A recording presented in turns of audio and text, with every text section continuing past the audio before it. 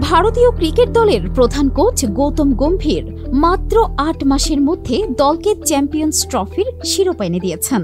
কিন্তু আপনি কি জানেন এই সাফল্যের জন্য বিসিসিআই তাকে কত টাকা দিচ্ছে? তার বেতন এবং সুযোগ সুবিধা শুনলে হয়তো আপনার চোখ কপালে উঠবে। গম্ভীরের বার্ষিক বেতন ১৪ কোটি রুপির বেশি, যা তাকে বিশ্বের অন্যতম সর্বোচ্চ পারিশ্রমিক পাওয়া কোচদের একজন বানিয়েছে।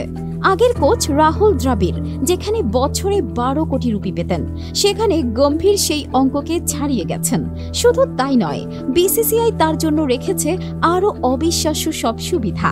বিদেশ সফরে প্রতিদিন ২১,০০০ রুপি ভাতা, বিমানের বিজনেস ক্লাস টিকিট, 5 স্টার হোটেলে থাকার ব্যবস্থা, এমনকি লন্ড্রি খরচও বহন করে বিসিসিআই।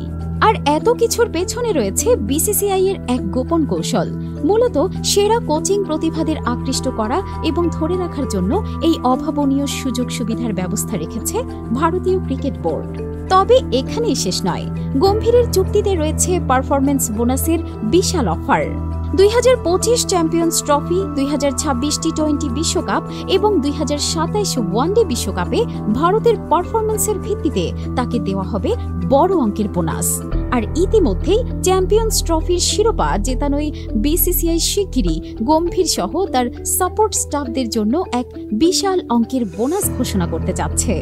গম্ভীরের কৌশলগত দক্ষতা, তরুণ প্রতিভা গড়ে তোলার ক্ষমতা এবং বড় ম্যাচে স্নায়ু ধরে রাখার ক্ষমতা তাকে ভারতের অন্যতম সেরা কোচ হিসেবে প্রতিষ্ঠিত করেছে।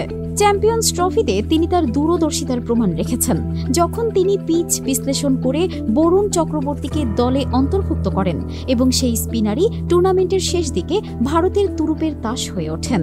তবে প্রশ্ন হচ্ছে, গম্ভীর কি ভারতের সর্বকালের সেরা কোচ হতে পারবেন?